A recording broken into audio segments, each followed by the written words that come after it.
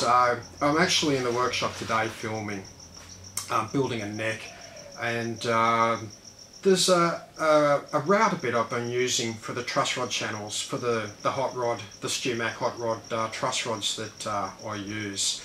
So I've just thought I'd knock out a very quick video review and you guys can check it out.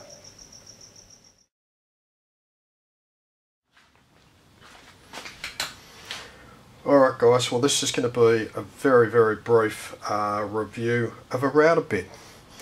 Now, you all know that I use the Stewmac HotRod Truss Rods in virtually every neck that I build, and Stewmac sell a router bit that's designed for cutting the channel, and they advertise it as being specially ground to the exact width of these truss rods. Now, what I don't like about this bit is that they're straight flutes. So they do a nice job of cutting, but they don't evacuate the chips out of the slot as you're cutting.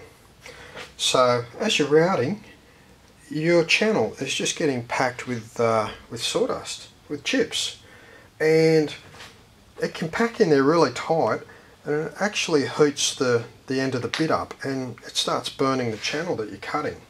So it's always bugged me, and I've thought there's got to be a better bit than this. But what concerned me is the size. It's an oddball size. It's 9/40ths of an inch or some wacko fraction like that. But I got onto Amazon and had a bit of a search around, and I came across this. Now, this is made by Wingate, and it's identical in that it's a 1/4 inch shank. The size of cut on this is 0.218. This is 0.255. So there's not a lot of difference. This is 7/32 of an inch. This is 9/40ths of an inch. The difference in width of cut between these two is 0.007 of an inch, which is nothing. That's 0.159 of a millimetre. So it's hardly worth worrying about. So anyway, obviously I ordered it in. Beauty of this is that it's a spiral router bit, which has the action of pulling the chips out as you're cutting. Now you can either get an up cut or a down cut on the spiral router bits. This is an up cut. So when this is mounted into your router and you're cutting the channel, the action of this spiral is to pull the chips out, evacuate the chips out of the channel as you're cutting. So it leaves the channel nice and clean. And that's exactly what we got. That's 3 passes, beautiful crisp lines. The bottom is spotless, and it's just a beautiful cut. And as for any concerns about the difference in size, well, it was hardly worth worrying about, because that's an absolutely perfect fit. That's a friction fit, and that will hold itself in.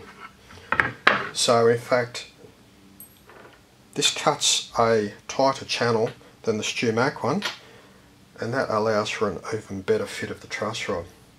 So this is solid carbide. I advertise as solid carbide. This is, the Stewmac one is carbide tip.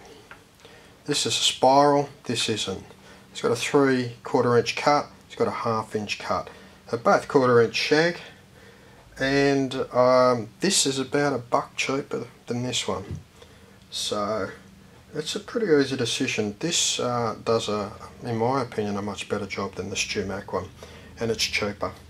So any of you guys using those truss rods and you experience the same problems as I have with the Stewmac one, give this one a shot. I think you'll be pleased with it.